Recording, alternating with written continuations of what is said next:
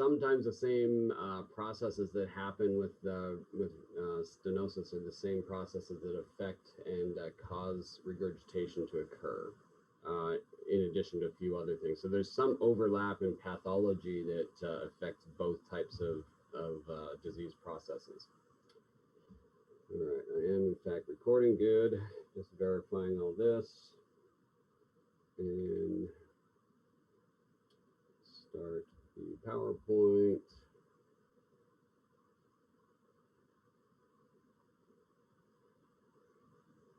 There we go.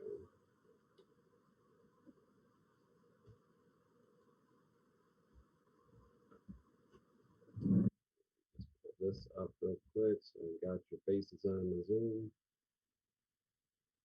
And I'm going to share the screen.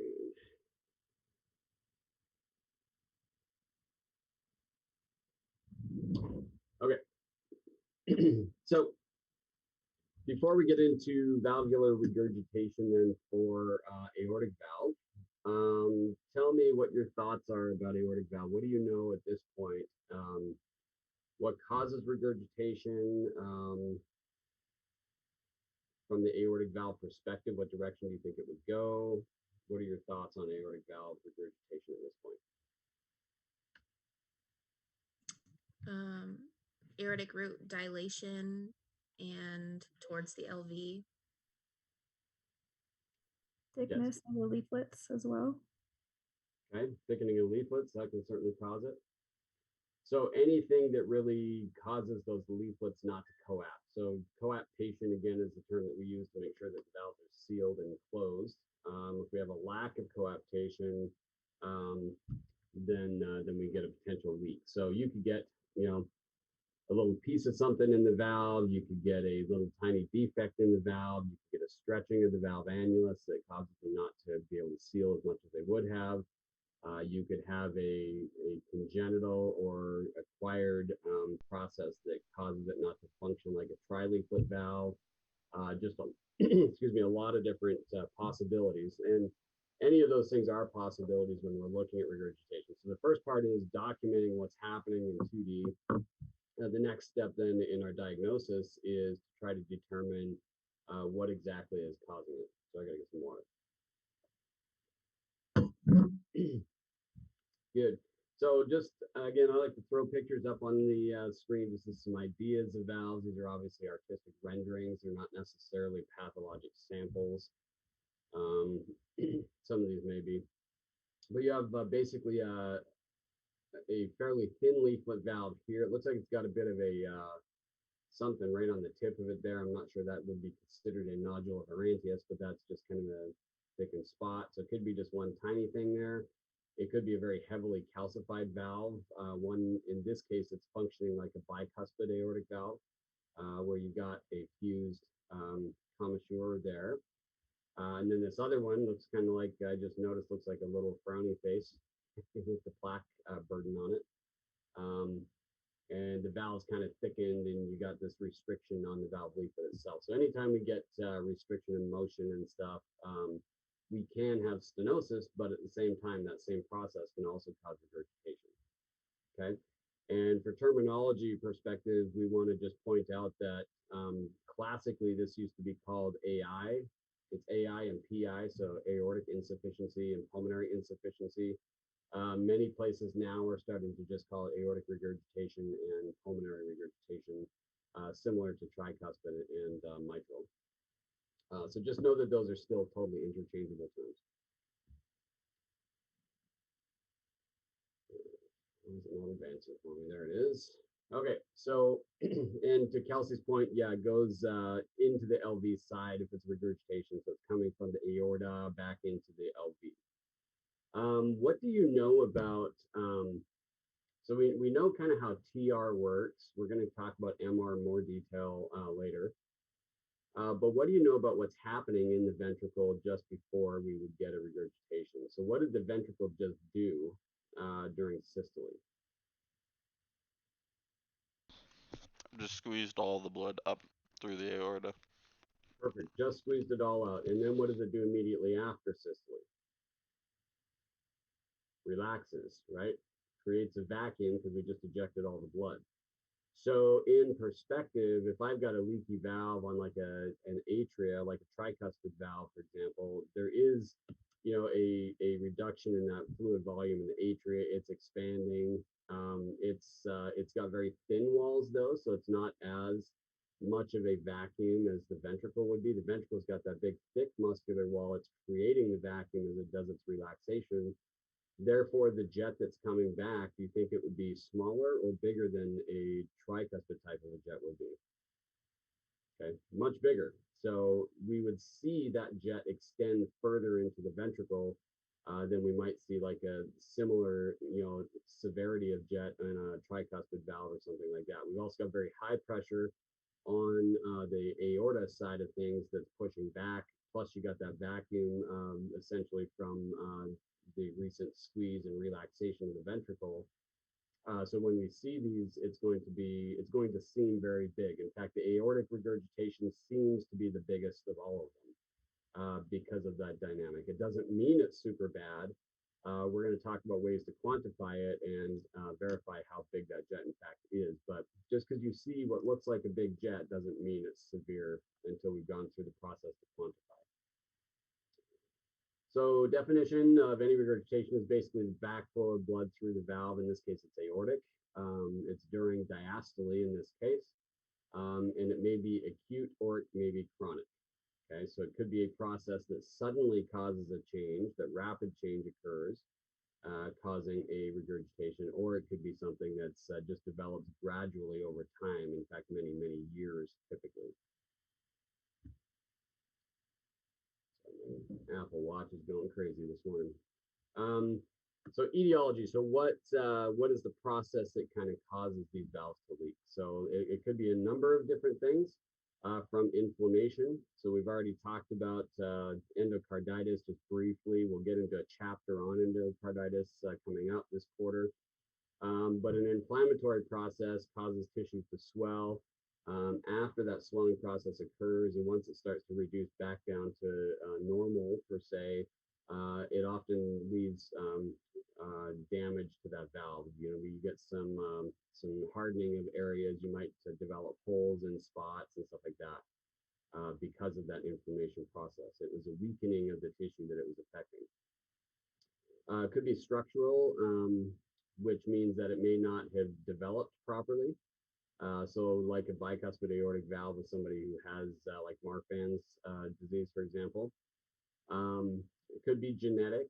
Now, don't think that a structural thing is always a genetic thing. It doesn't have to be. You can have a malformation of something and have perfectly normal genetics. But often when you do have genetic abnormalities, you still can develop structural abnormalities. Rule of thumb when it comes to genetics and being a congenital type of thing that way, if it's a genetic disorder, there's typically at least 2 or more markers for that type of disease process that are evident in the body. And it may be outside the heart. Maybe there's something else in the body that is affected as well. But when we're scanning babies, for example, if they have 2 or more soft markers for those genetic processes, it's more likely that it's genetic. Then they would be eligible to go get genetic testing to see in fact if that is true. But can you have deformations that are just happen to be that way just because? Absolutely. In fact, you can have structural malformations because the parent, the mother usually may have taken a diet drug or some other kind of medication of any kind that may affect the development of the fetus. So there's a lot of things, environmental factors can come into play that cause some of these structural problems, and it may not be genetic. Just point that out. Another one is stress, that being stress on the valve, not stress on the patient per se, but I guess that could work too. So anything that's causing the valve to be stressed, whether it's a very, very elevated high blood pressure or perhaps a stretching of the annulus or something like that that causes stress on the structural valve, causing it to not coapt properly. The table there, table 11.7, it should be like 10.7 in your book. Basically just gives kind of an idea of some of these examples. So what I suggest is I don't necessarily want you to memorize these tables, but as you go through them and you're building your portfolio, if you're coming across things that you may not be that familiar with, it would be a good idea to kind of sit down and define it and see what that has, particularly if you have syndromes. That tends to be more of a pediatric type of a thing, dealing with syndromes. But syndromes, if you have a patient with Marfan's, for example, that I used earlier, they have a stronger likelihood to have something like a bicuspid aortic valve because of the congenital abnormality of a weakened connective tissue disorder that they have. Hey, Scott. So go through those. Yeah, go ahead, Kelsey. So one of my family members has ankylosing spondylitis. I'm just curious on how that has a cardiac effect. I will say I'm not sure the exact pathophysiology of that process, but I will say that most decently sized congenital types of abnormalities have an association with the heart. Okay, because So it is. Yeah, go ahead. I know that it is like just vaguely touching on the definition of spondylitis. It's like an inflammation, pretty much cementing of the spine. Right. Yeah, I'm not sure how it directly affects the heart. I'm not 100% on that. I just know that there is an association with it. Okay, that's just crazy to me. Bizarre. Yeah. So in particular, this is going to be it's going to be linked to aortic regurgitation. So if they have that in their chart and stuff, then you might be paying particular attention to the aortic valve. Now, regurgitation of any decent size should be fairly obvious, having said that, because we look at the valves all the time, and that should stand out to us pretty clearly. But we can miss stuff. Nancy, go ahead. Because of the spine, it could compress the aorta. Possible, but my thought is that it's actually more of a because of how it's affecting the bones and stuff like that. It might have to do with some calcification and different things that are going to affect the valve more just from a cellular level. Oh, maybe weakening of the walls. Yep, certainly. Yeah, Nancy, Our table 10.7 doesn't have that specific one on it. So it's formatted a little differently than yours. Yep. So Oh, good point. Thank you. it's on page 266. Okay. Thank you for pointing that out, Nancy. 266, you said? 266. Yeah. Oh, yeah, that is different. So that's recommendations for timing intervention of aortic stenosis. So that is not the same table. So we want causes of aortic regurgitation. I think it's 268. It's got the same label actually. So oh, they've just broken it down to and it may not have that one particularly. They've broken it down to congenital. So the first table that I've got posted up here just gives you a list. The other table is probably a better table anyway. It's got differentiated between the congenital things, causes, the acquired causes, both involving ascending aorta on the right side of that and affecting just the aortic leaflets on the left side of that. So they've specified that chart a little bit more clearly. I think that's good. I like that. So that is on page 266. So it's a similar chart. You're right. The format has changed a little bit. I like it though. I like how they did it. I do too. I think it's good. Yeah, it certainly helps you to distinguish that, bicuspid leaflet, unicuspid, quadricuspid, those leaflets are associated with congenital cause and not necessarily, although the acquired, you can still have a bicuspid aortic valve leaflet functionally because the leaflet's fused. So there is some overlap between them. Okay, so patient history. So as we discussed the history yesterday with the aortic stenosis, there will be some subtle differences between these, and some of them may be similarities as we get into other components of this history and so forth. So with they might have exertional dyspnea. I believe that was on our stenosis one as well, right? So it's an overlapping feature. Why do you think you'd have exertional dyspnea on stenosis, first of all? Okay, because it's restricting the blood going out.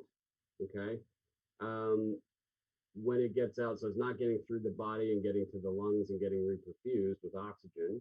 Okay, some of that has to do with connection to the brain. So if we're not getting the oxygen to the brain's actually sending signals to the heart to do different things to try to rectify that.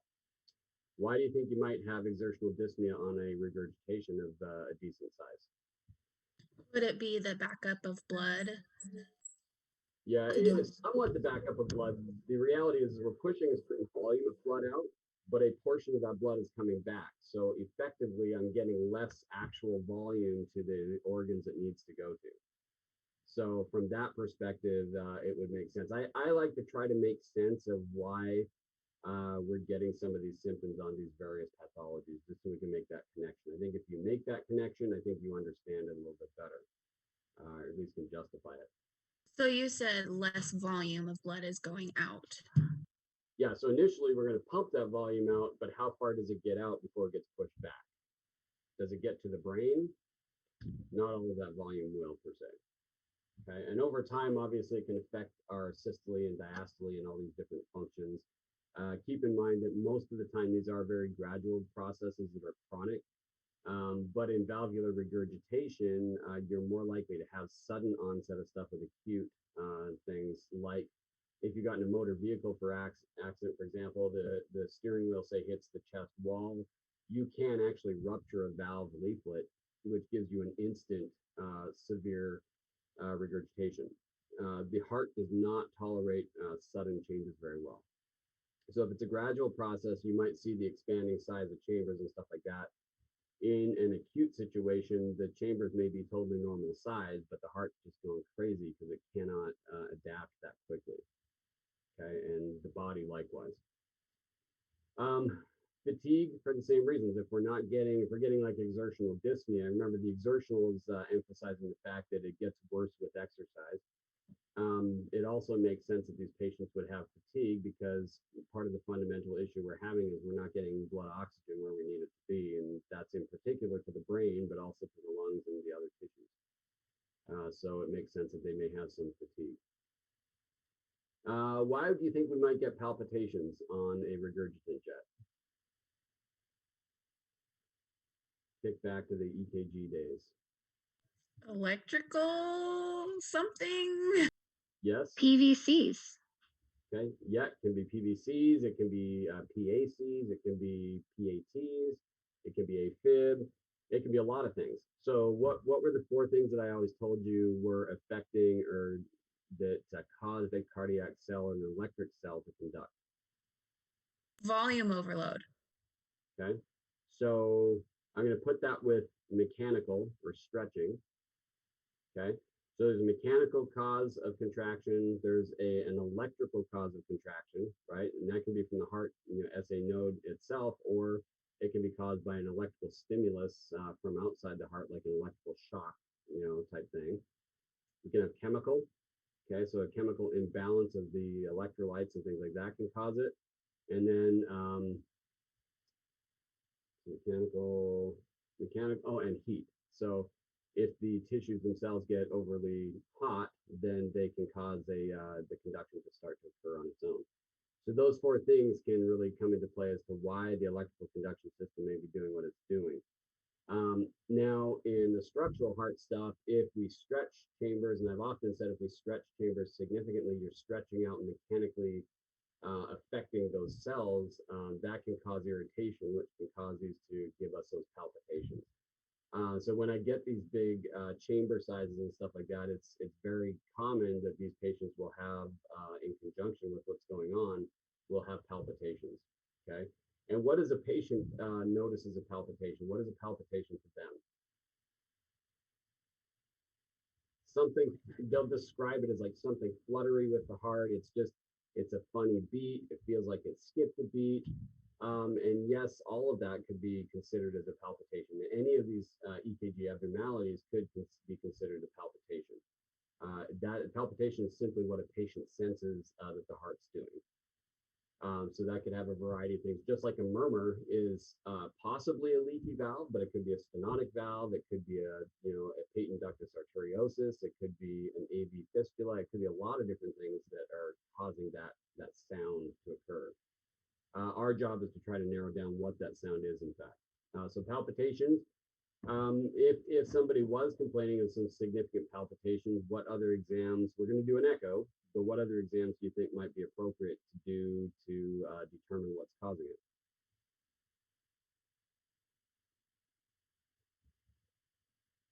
it? Probably EKG. Okay, so EKG, do a blood test. Yeah, they might do some blood tests as well, but on a palpitation, we're interested in what the beat is, what it's being caused from, and identifying it exactly. So an EKG would be the thing to tell us that piece of information. So they'll likely do an EKG. The provider will. They might not. You have plenty of patients that come in with palpitations that they don't do those tests. We just want to see what the echo shows. Because we would kind of do that anyway after they did find something like an AFib. So that's palpitations. So it makes sense that we get palpitations because you do have stretching of chambers and things like that. Another thing, though, that can cause a palpitation in that same line of mechanical interruption of those electrical conduction systems, it may not be just the stretching of it. It could be something physically hitting it, that area of the tissue. So if I've got a jet that's directed at the wall or is rubbing against that wall that has a electrical conduction cells underneath it, just underneath that level, then that's irritating it as well. So we could have a jet that's directly hitting a wall that's causing those palpitations to occur also. So there's a lot of things that can cause that to occur. Chest pain or angina, that should be, why do you think we might get chest pain or angina with regurgitant aorta? Is it just because not enough blood flow going out? Yeah, I think this one's probably a little bit more vague, and it's you would automatically want to jump to the conclusion when we hear angina and chest pain about coronary artery blockage, right? So acute coronary syndrome, stuff like that, which is appropriate. They might just have chest pain. It might not be the same type of angina that we're used to on ACS type of a situation.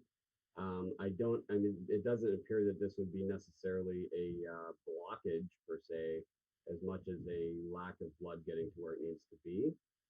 So they might have some chest pain, but I would not expect this to be the same as like an acute coronary syndrome type chest pain. Okay, and going back to the whole jet thing, we're talking about like an eccentric jet, right? Yes, yeah. So if an eccentric jet is hitting the wall, that kind of thing. But a straight jet can cause some of these other symptoms to occur. But the one for palpitations, that may be an eccentric jet going off to the side somewhere and hitting the wall. Okay, dizziness. It makes sense why we might have some dizziness. Okay, again, lack of perfusion to critical organs like the brain. That makes sense. Same thing with syncope, just goes in that same line of thought.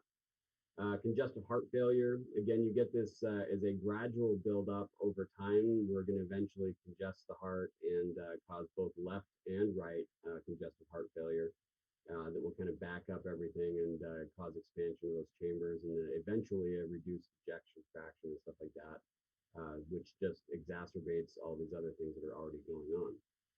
Which is why right heart failure is also on there, because it will eventually affect the right heart as well as it backs up through the lungs and to the right heart.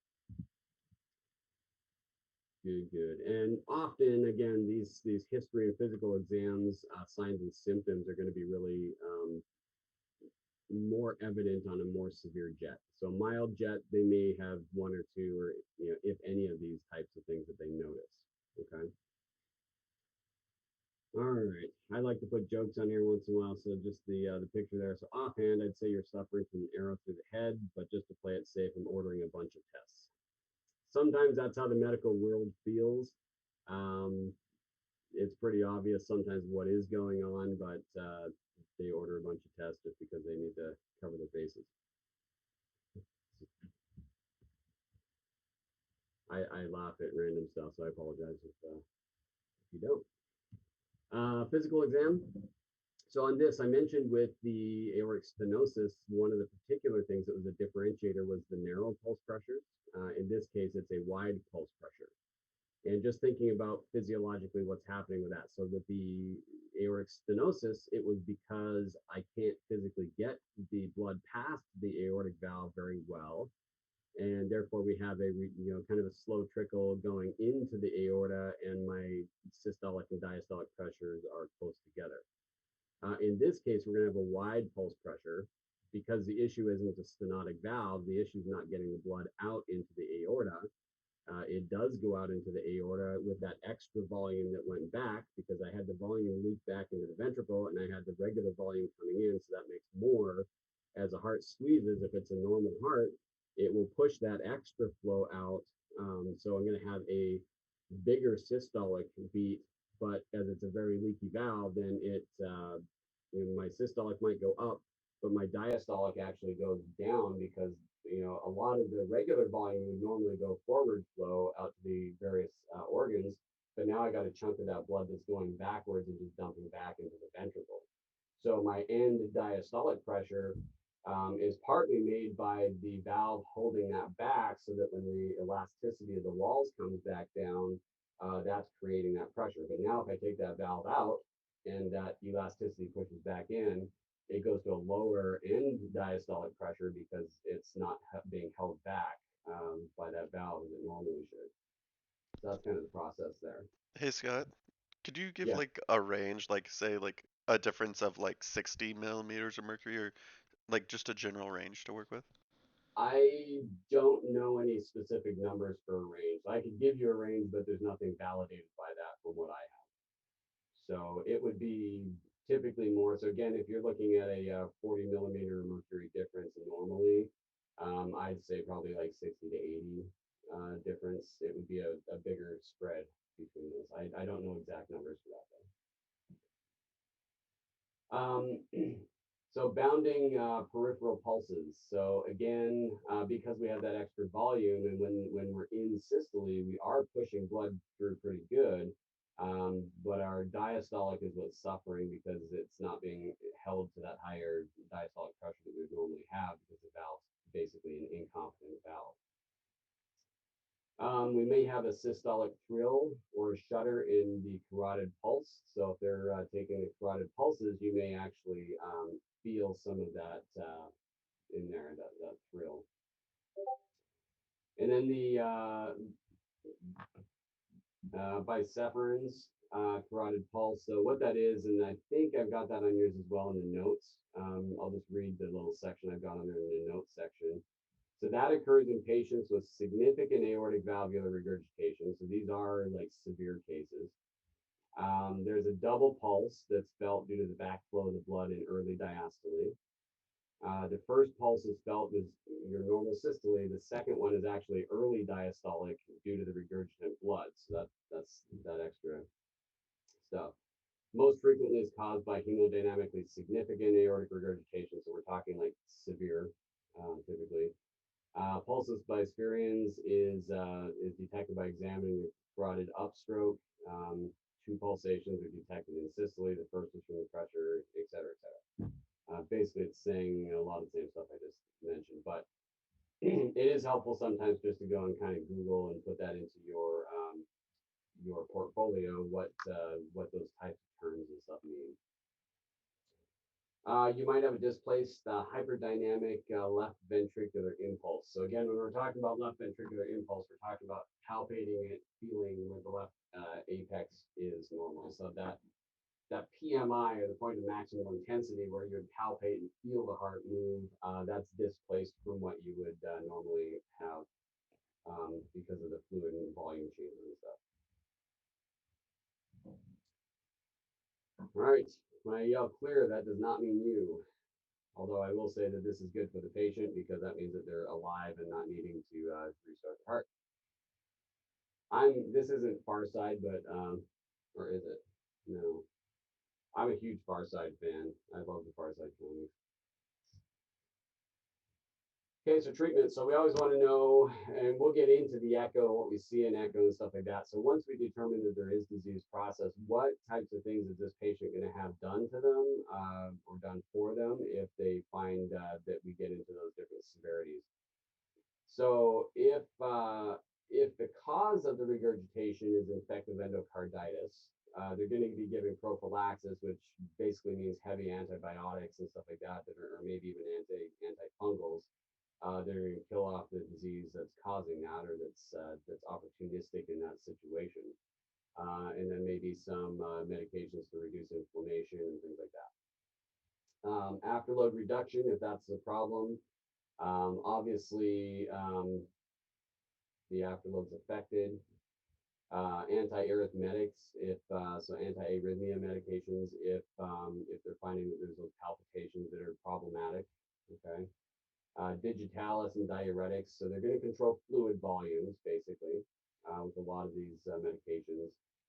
They might avoid things like isometric exercises, competitive sports, and heavy physical exertion. So if in particular they're having that exertional dyspnea and things like that, then it's not wise to let the patients go out and continue to push themselves really hard at the gym or on a football field or a track or whatever it may be, a marathon. They want to kind of avoid that until they can get this under control. It may get to the point, if it's very severe, that they might need some kind of aortic valve repair and or replacement once it becomes severe enough.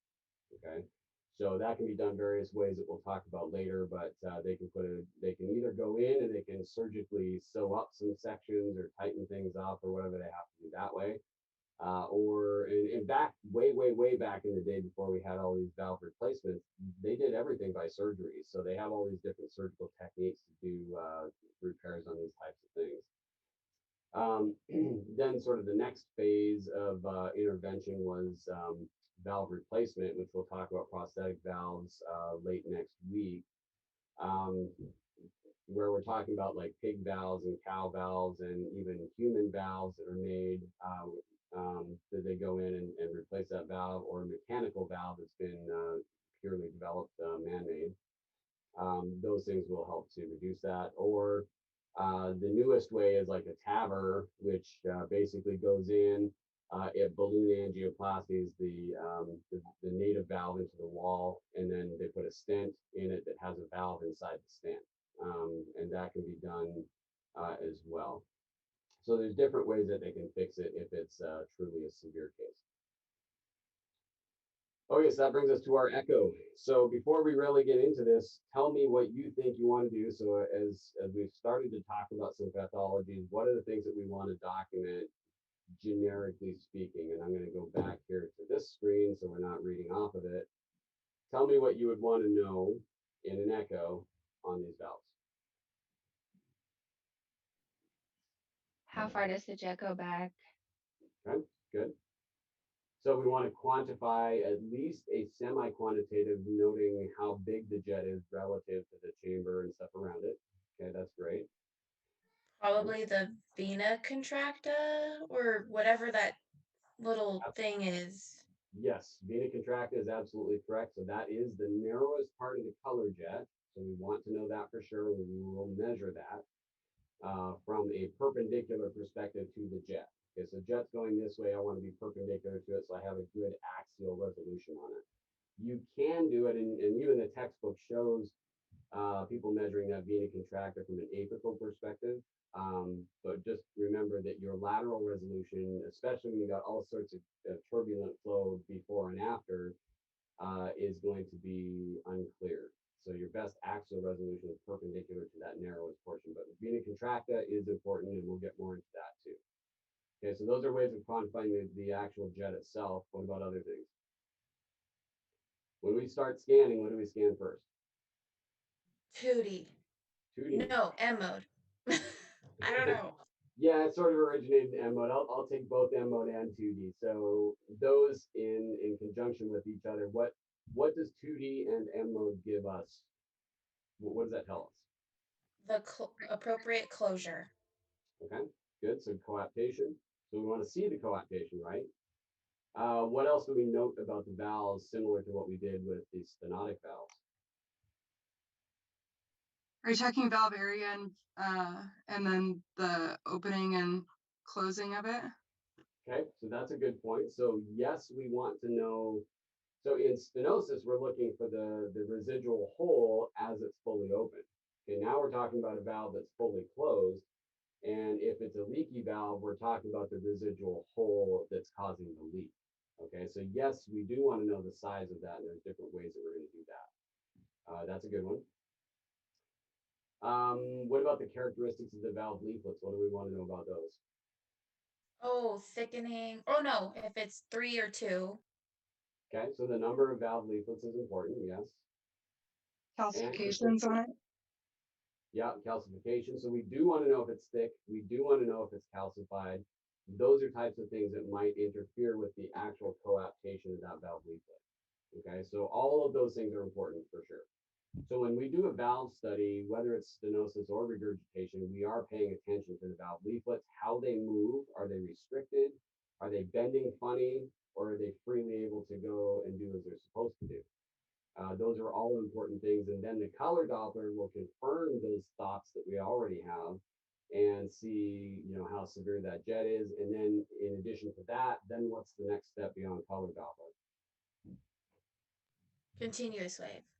Then we do spectral Doppler, and the spectral Doppler will help us to see the jet. Now, normally we're looking at, we take our pulse wave of the LVOT, and then we take our continuous wave through the valve. We're still going to do that normally anyway, but now we're going to be paying attention to the regurgitant side of that jet. So in this case, we're going to draw our baseline down because it's typically going to be away from or towards the transducer. So I'll draw that down. We'll adjust our scale because these typically have a very high velocity, up around 4 or 5 meters per second. So you're going to get that. It's going to spike up and then it's going to taper down and then straight to baseline. Okay, and we've drawn those before as well. But knowing what that jet looks like, we're going to optimize our baseline and our scale and everything to optimize for that. And then we're going to do some measurements on it. Okay, so we do our 2D, we look at all the 2D structure and what's going on. Then we're going to do some color Doppler. We might do some measurements in with the 2D. Then we do our spectral Doppler to kind of quantify what's going on and get more detailed information. So that's kind of what we always do. We always do 2D. We might take clips. We do color. We do Doppler. We measure stuff. So the rule of thumb for anything in echo, we're going to do some of that. So let's go back to 2D, just from what it says in the book. So, so the number one question that we have in 2D in any of this is what is causing the regurgitation? Okay, we want to try to define what that is because then we get a better differential diagnosis and we can eliminate other things based on what we're finding here. Starting from 2D. We're looking for, so in 2D, we are actually looking for an incomplete closure of the aortic valve cusps. At this point, it says greater than 2 millimeters. That's simply because it really needs to be greater than 2 millimeters for you to see it in 2D. I think you jumped ahead like 4 slides. Did I? I went from treatment to 2D. What do Did you have? I may have rearranged the order of them. So we'll probably still get there. What do you have first? M mode? I went from treatment to M mode. Okay. Am I the only one that? We'll get to M mode. Okay. I think I'll follow along. I think I just rearranged the order of them. I got to keep us all on our toes, So, and the reason I did that is because typically when we're scanning, we're looking at it in B mode first, and then we do M mode typically. So that's kind of my reasoning. Okay, so if you see a gap in closure physically, and we are going to look for it. So if we think something's wrong, you might, your first clue before you even get zoomed up onto the aortic valve here is we've already gone to peristernal long axis. We've probably seen the valve. Maybe we see it close properly at that slice that we're taking, but maybe you see a big dilated ventricle or a big dilated aorta. And you're like, why is that dilated? So then you stick your color Doppler on and we zoomed up on the valve. And maybe we didn't sweep through the valve totally. Maybe we're still just taking that one picture, that one slice. And we're noticing though that these other things are kind of there. And then you notice when you stick color Doppler on that, oh, I've got this color jet. So by the time we get to the picture we see on the screen, we've already looked at the aortic valve with color Doppler and 2D, and maybe we missed it. Maybe we didn't see it. Okay. And now when I go to this, then I see, oh man, I got this big gap. It's when it's trying to close, it never completely closes. Okay. In that picture that you see on the screen is a pretty big hole. So if you see it and appreciate it in 2D, you definitely want to be paying attention. But this is why it's important to sweep entirely through a valve and have looked at the entire structure before just taking a picture. What happens? So here's a question. So say we did get to this point in our study, we finished our parasternal long axis pictures. Now I get to this image here and notice this. Before we even stick color, what do you think you want to be doing? Should we just ignore what we did earlier and just keep going? Go back and see if you can find it. Absolutely. So I would finish what I'm doing right here, but after I saw that, I'm like, why didn't I see that in my long axis? And then I'm going to go back to my long axis and I'm going to see, why did I miss it? Okay. I personally, I always want to know why I missed something. And so I'm going to go back and see if there's a better way that I can do to find that. I'll use an example. I was working with a student from a different school before I was here, and we were scanning a kidney that had a kidney stone in it. We knew that there was a stone in there because of the CT that they had done, and the tech had worked through, and the student was working through and found that there wasn't any dilation of the ducts. They were happy and they were just going to let it go. There was some backed up fluid in the kidney, which we call hydronephrosis, but they didn't see the stone. I was taught if you have any hydronephrosis, I want to see what's obstructing it. Okay, I need to see what's obstructing it, particularly if a different exam showed that it was there before. I need to also see that. So I took the transducer, and just by a couple of different movements and changing my window, we were able to see the actual stone inside the ureter and exactly how far it was from the kidney. That is important information to the doctor. And so just us bypassing it and never going back isn't really us doing a good job. Okay, so you always want to kind of, if you notice something later, go back and try to verify what you saw earlier, why, figure out why you missed it. That will make you a better tech. You'll get more respect from the doctor. All right, so another thing that you might see in 2D is you might see the flutter of the anterior mitral valve leaflet. Okay, so this is 2D. We haven't even got the color, and we'll presume that this is parasternal long axis view that we're viewing it from. So this is our very first view. We haven't even put color Doppler at all on yet. Why do you think you might have a fluttering of the anterior mitral valve leaflet when we have an aortic regurgitation? Like a jet that's going the weird funky way, the eccentric jet. Eccentric, yeah. Yes, yes. I'm looking at the acting going on here with all the different things with everybody. I think that's awesome. And yes, and so we get an eccentric jet that basically rubs along the anterior wall of the mitral valve that's causing it to do that fluttering motion when the mitral valve is open. Okay.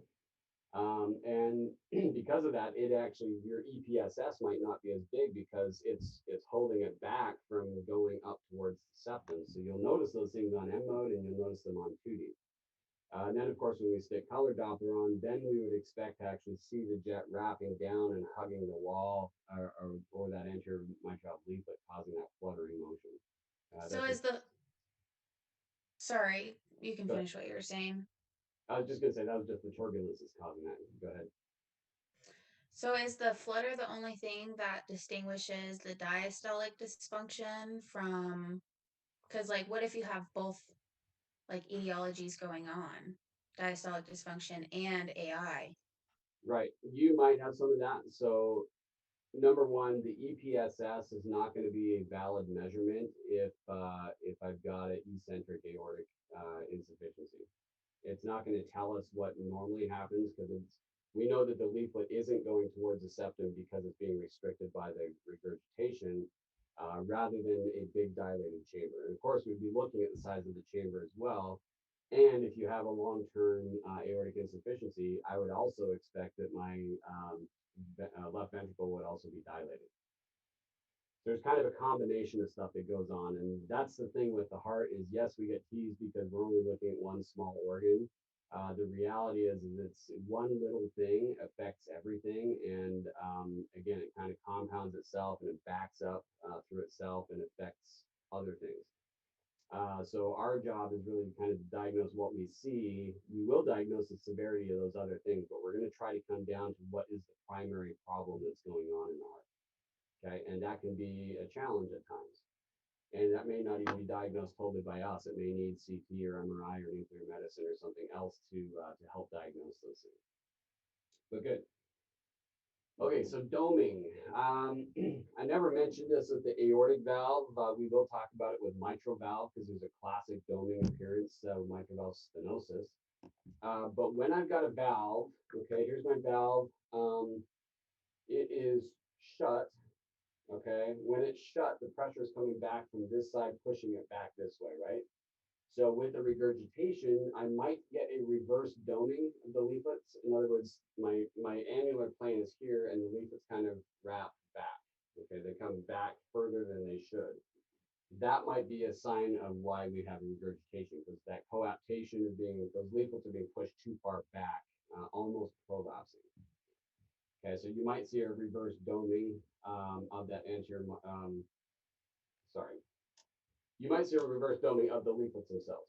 This doming, I apologize, I just read the rest of it, is the anterior mitral valve leaflet. So you actually see it kind of, because of that eccentric jet, when the valve's closed or it's open, it's going to kind of curve down like that. Okay, sorry about that. I do want to mention doming though, because it is an interesting term. Again, it's based on where the pressure is pushing on the valve. When we've got a valve stenosis, you will also see a doming. So you can see this on aortic valve stenosis as well. When the valve's open, it's supposed to be laying open flat like this. But if I've got a restricted tip, okay, they can't move any further apart and I get this dome shape because that pressure is pushing in and is trying to get out that small little hole. Normally it's supposed to lay flat, but if it domes and curls in at the tips, that's a doming, which should be a sign on any valve that you might have a stenosis. Okay. Jet lesion on the anterior mitral valve leaflet or the interventricular septum. So again, what it means by jet lesion is when I stick colored or, jet lesion. So we're still in 2D. The jet lesion means that if this is a long-term thing and I've got a jet that's hitting a wall or a leaflet, what do you think that does to the cells or the tissue? Okay, it makes them run. Okay, so you get and develop a lesion of scar tissue essentially on those areas where that jet is hitting over a long period of time because it's an irritant to that area and it can scar because of it. So in 2D, you may actually see some of that evidence. Scott, is there any picture, maybe in the book we can see this, what you're explaining us now? I don't, there's not one in the book. Let's just Google something here for a second. Can you still see my screen? My, Yeah. the internet screen? Yes. I'm just going Google here. Google Images, let's see.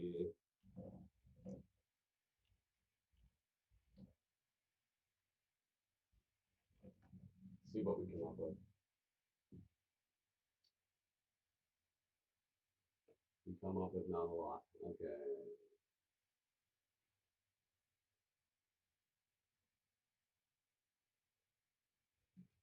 Let me try something else. Let's do.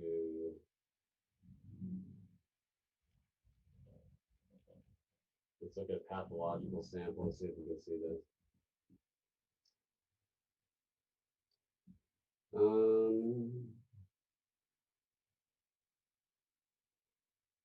Yeah, I'm not seeing any good pictures that come up.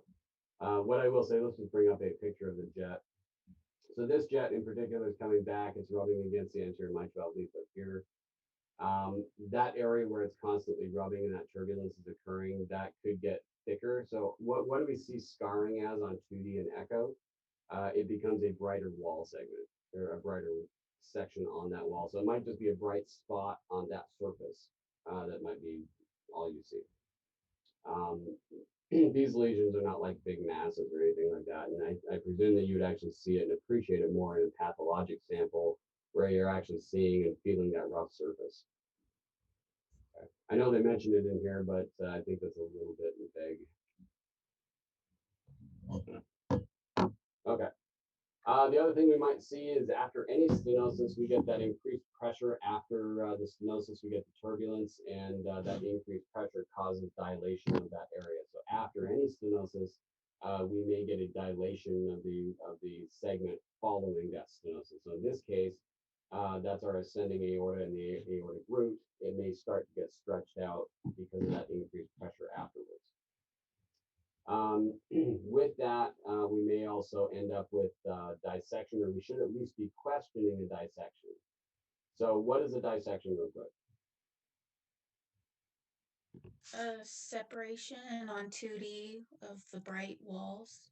Yeah, so pathologically, this is the wall lining is tearing away from the adventitial layer of the wall, so it kind of tears apart. You get fluid comes behind it, it stretches out into the lumen.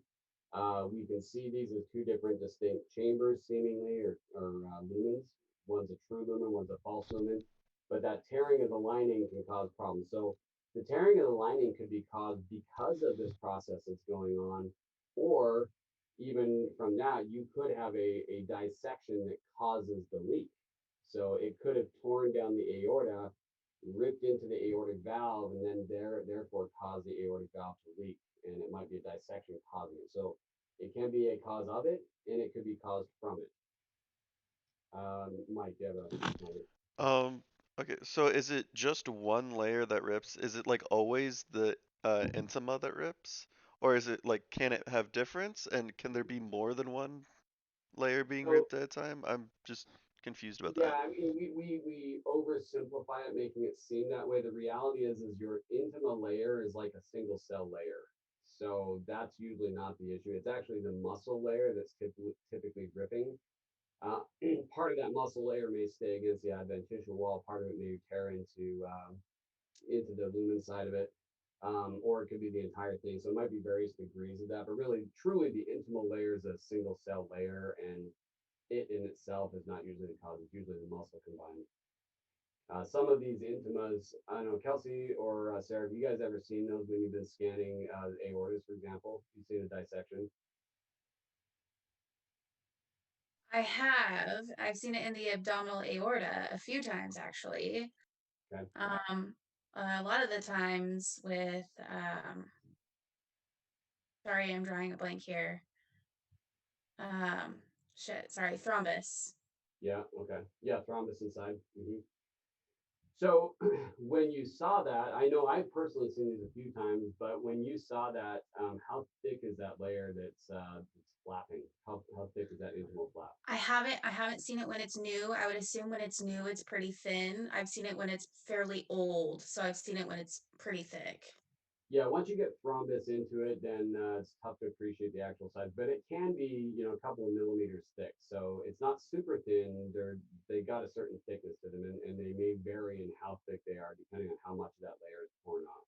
Right, and over time, the thrombus, it's hard to delineate which is which. So Yeah, exactly. So, but same principle, you're going to see a flap come down. It could be a thin one, it could be a thick one. If you see some weird, funky, floaty thing that's coming through, and it may not even be affecting the valve directly, maybe it's just going back through the valve because when the valve opens and the diastole pushes it back, maybe it protrudes through the valve. Or it could damage the valve and that intimal layer tears right onto the valve surface itself, causing damage. So there's any number of possibilities with that. But dissection, if we can't find another cause to what's causing that valve leaflet to not coapt properly, you might have to consider dissection as a possible cause. And FYI, if it is in fact a dissection, you want to get that patient to surgery immediately. I mean, you're not going to run them over there, but you want to go tell your doctor. You're probably going to stop the exam, go tell the doctor what's going on, show them some pictures, and get the ball moving. They might have you go back and still continue to scan as they set up the surgical procedure as well. So It is kind of a dissection is an emergency, especially if it gets above the into the ascending aorta area. So don't take those lightly. Make sure somebody knows. Don't finish a 45-minute exam or an hour exam before you tell anybody. So it's good to know. Hey, Scott. Yeah. I posted in the little Zoom chat a link of what I think might be a thickened anterior mitral valve leaflet for Irina.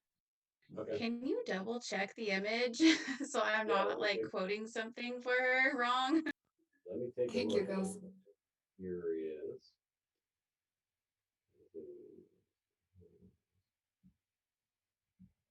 That was in the chat, you said?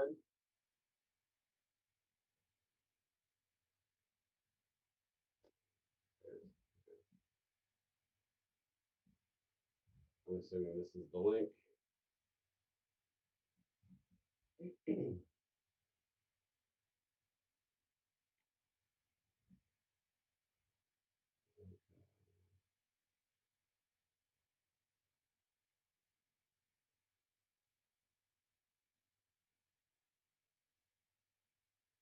So I want to point out again, so we mentioned the 3D stuff.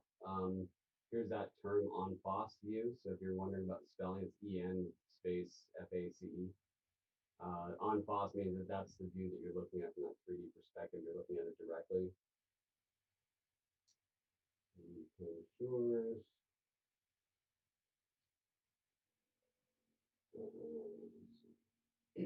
So I will say that sometimes when the leaflet itself looks a little bit thick, that might be the evidence of that. A lot of stuff in here. It was that last image there. That was the one that I was talking about, that 3.7 one. This one here? Keep going up. Up here. So just you're talking about just right along here, then I assume. This is about where it would be if that jet is hitting this area. This is the area that would be thickened, and that may be true. That may be in fact real. But then we also have to consider that it could be caused. We could be seeing it that way, depending on how our beam is, how perpendicular we are to that spot. So there's various things in echo that could affect the appearance of that. So we don't want to totally hang our hat on it, but if you see that, it would not be a surprise to you at all. Thank you. Yep. Okay. All right. So continuing in 2D then, so the LV volume overload pattern may be evident. So what is a volume overload pattern in the LV? What does that look like?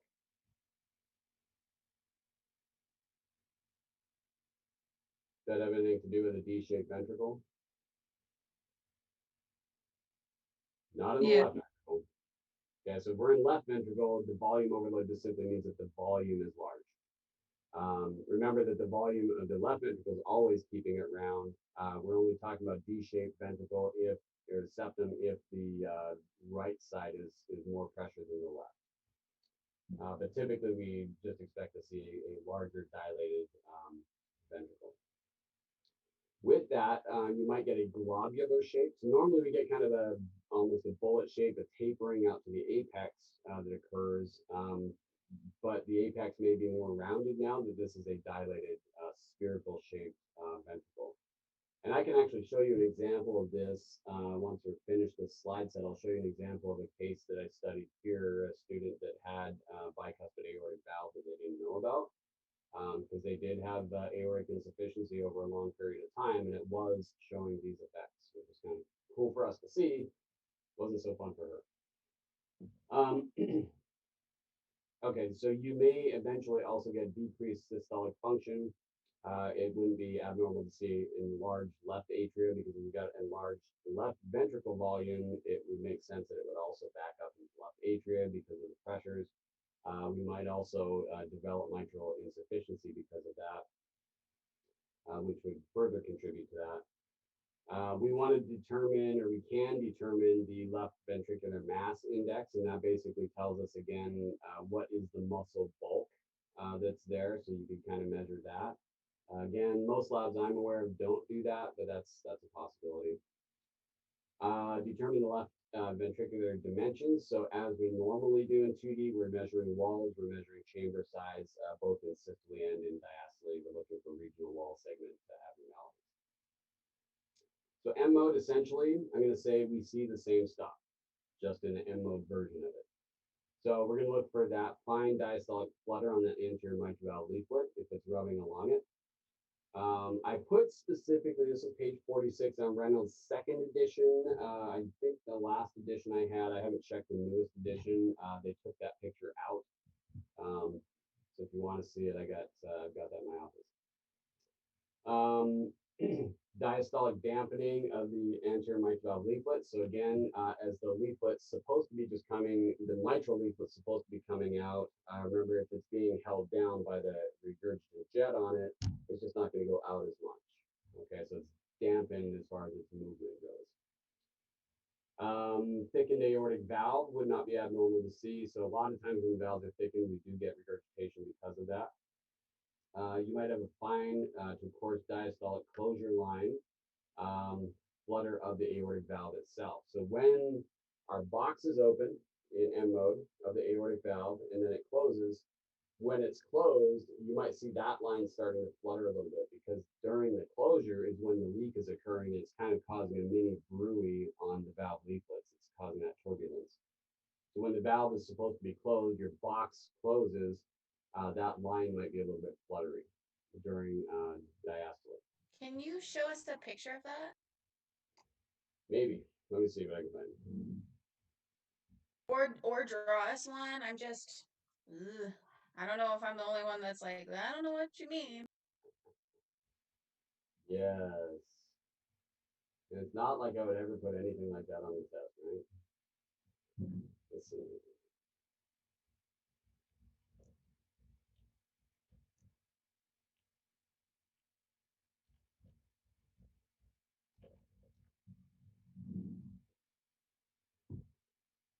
Okay, let's see if we can find a good one. So while I'm looking at this, I think these color M1s, again, color M1 is not widely used for things, but this is a use for it. You can actually see having color on there, you can see where it's regurgitating in between the cycles. Where it's blue, the blue box, that's your systole. That's kind of a cool representation. This is the M of the anterior mitral valve leaflet. Let's see the flutter on that one.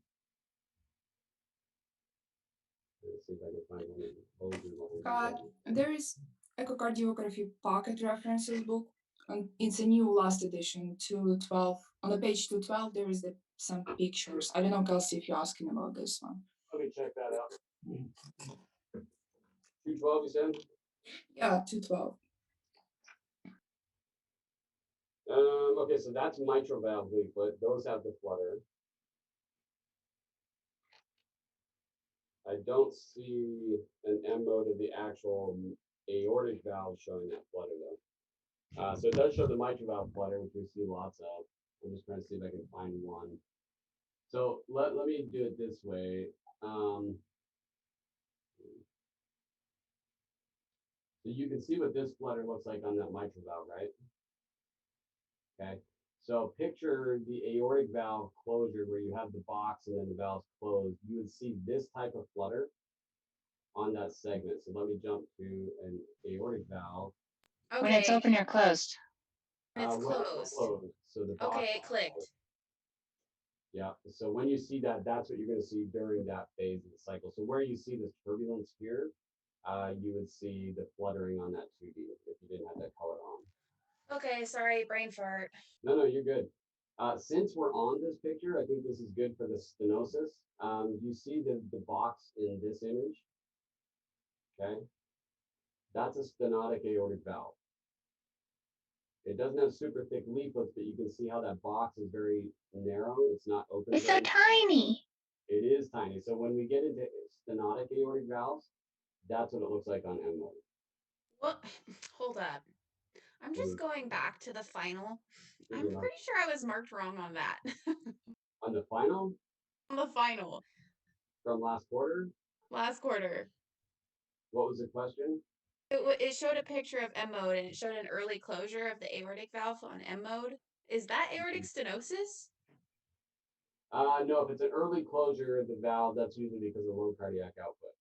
Damn it. All right. Yeah, Had to check. Yep, but when you get a stenotic aortic valve, it's going to look something like that. It's going to be very, very thin, and if it gets very calcified, it might be actually quite hard to see. But that's, since we got it out there, I thought I'd point that out. Thank you. You betcha. All right.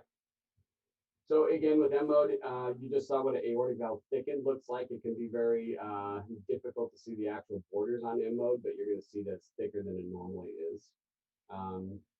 You might see fine to coarse diastolic line flutter of the aortic valve. We talked about that. Lack of aortic coaptation. So again, if we in M mode, just like in 2D, if we see a gap in its coaptation, you might see a gap in coaptation with the M mode as well. There might be a space between those leaflets when there should not be. It should be coming close together. A flail leaflet or a prolapse leaflet of the aortic valve may also be evident. So that's where you see a leaflet kind of slip past the annular plane and it goes back. So again, if I've got a leaflet like this, it kind of slips back this way. It's going to reopen a hole here. So the coaptation looks like that. It comes back and causes a leak. A flail leaflet is when the tip of the leaflet actually goes back the wrong direction. Okay, that's usually like a broken leaflet or something like that. All right. And secondary type of signs that you would see is you're going to see, we talked about the LV being large. We talked about the LA possibly being large. So it would not be a surprise to see that in your M mode representation, either that those chambers are larger than they should be. So we'll see that volume overload pattern. We might see atrial dilation, exaggerated early diastolic dip of the interventricular septum. Okay, so that just means that the septum is going, it kind of dips down earlier than it normally would. Increased ventricular mass index, so again, that's indicating that we've got some wall thickening and stuff like that. It goes back to the other measurement we talked about in 2D. It may often not be taken in an actual lab, but it is a possible way of quantifying that. You might have premature closure of the mitral valve. So let's talk about that for a second. So why do you think I might get a premature closure of the mitral valve? What normally causes mitral valve to close? Pressure. It is pressure. It's absolutely pressure. But what's the normal physiologic mechanism that's happening that causes the mitral valve to close? Is it backflow? Systole. So systole normally causes that pressure to cause the mitral valve to shut, right? Because we've got the volume in the ventricle. As soon as it squeezes, that causes mitral valve closure. If I haven't squeezed yet, so that this is assuming now saying that it's an early closure, my left ventricle hasn't started to squeeze. What would cause the mitral valve to shut before the ventricle squeezes? The regurgitation jet coming back and hitting the mitral valve. The jet on the valve itself isn't going to do a lot, but what happens when I get a significant amount of blood flow in the ventricle now, and it's causing so it's still pressure driven. Ventricle hasn't squeezed yet, but I got blood coming back and filling up. Okay, that eventually is going to cause more pressure than what's in the left atria. That elevated pressure in the left ventricle causes the mitral valve to shut before it squeezes. Okay, that's going to be only on a significant size jet. Okay, but that's, I just kind of want to explain what's happening in that situation. You also may have a premature opening of the aortic valve.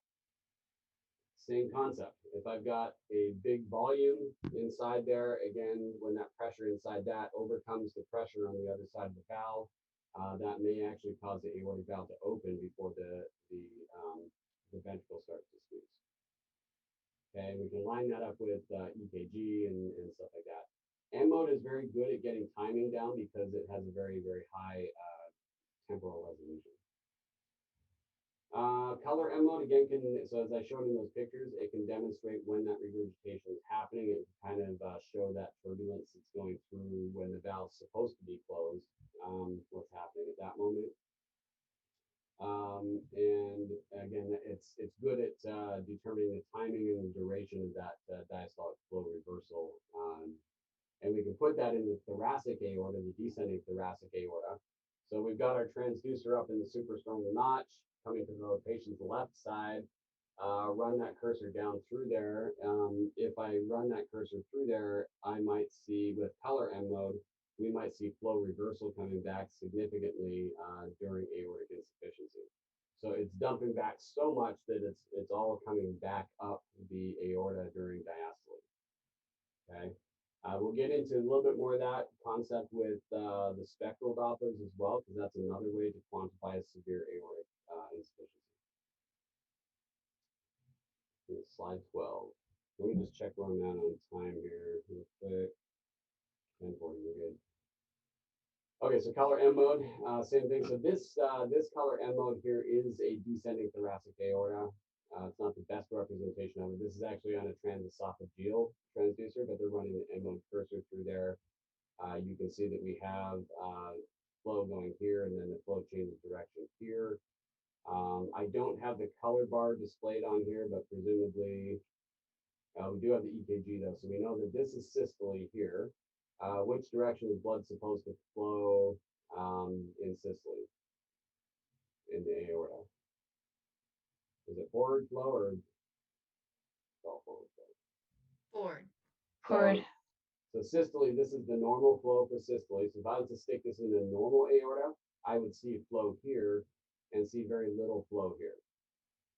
And or it would just blip for a second blue and then it would go back red, because we should technically have forward flow at that level of the aorta in diastole as well. In this case, we get reverse flow all the way through that period. So this is what we call a holodiastolic or pan-systolic, or sorry, holodiastolic or pan-diastolic, meaning all the way across that period.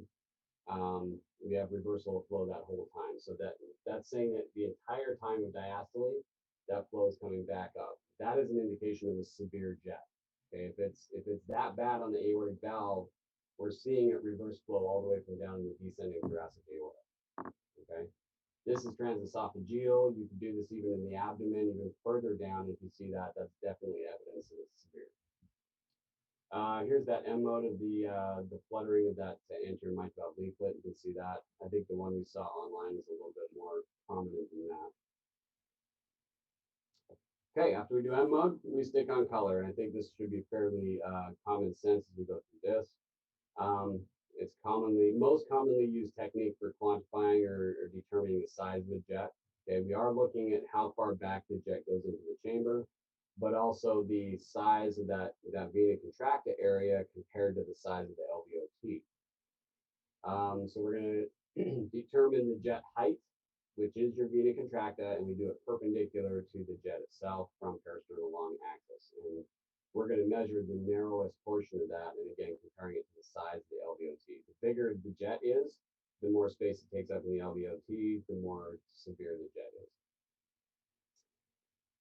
We will determine the jet area as well. So we're going to look at how much of that jet takes up the space in the ventricle relative to the size of the ventricle. These can be done in peristernal long axis and short axis. And we'll show some pictures here in just a second. There's that term again, holodiastolic. So holodiastolic means basically the entire diastolic period. There's flow reversal in that descending thoracic aorta that we just showed with color Doppler on that previous image. We determine the flow volume and the effective regurgitant orifice. So there's ways to calculate that. PISA is one possible way to calculate that, even though it's most commonly just used on mitral valve. We will also determine the jet direction, if it's coming back in the center or like just straight back from the valve, or if it's coming eccentric, meaning that it's wrapping along the wall or wrapping along that anterior mitral valve leaflet that we talked about that causes that fluttery motion on the mitral valve. So here's a few pictures. Okay, so we've got our peripheral long axis here, zoomed up on the aortic valve. This is the LVOT diameter here. This is the narrowest part of that jet. Okay, so what we're doing is coming perpendicular to the jet. We're simply going to caliper one side of that to the other, and that width there is our vena contracta, or what they call the jet height. I think jet height is a poor term because I think it suggests things that are not quite true. But we're looking at the narrowest portion of the jet, that is the vena contracta. And that has become a pretty common mechanism to measure the size of the aortic insufficiency. I have a question. Yes. Would it be correct to say that the more severe an aortic regurgitation gets, the greater the width of vena contracta gets? Okay. Absolutely, yes. So the bigger this is and takes up more of that space, the worse it is. Okay, you can see this jet here is very tiny.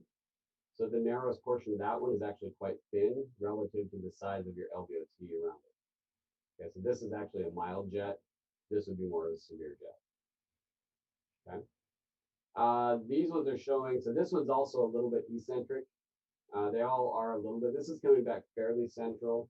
This one's coming a little bit back and it's hitting that mitral valve leaflet here, so you can see that it is rubbing on it. This one, this jet is coming back pretty decently eccentrically.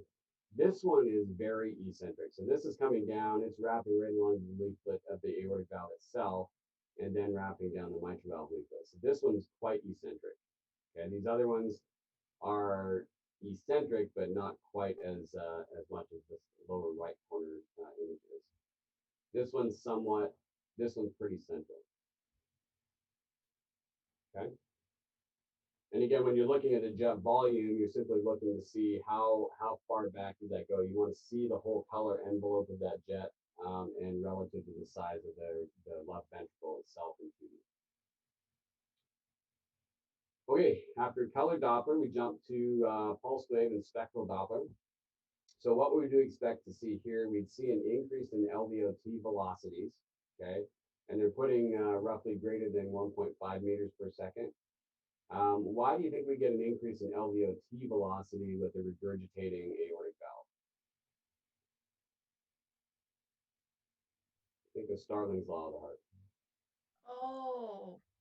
It has to push harder to overcome what's coming back.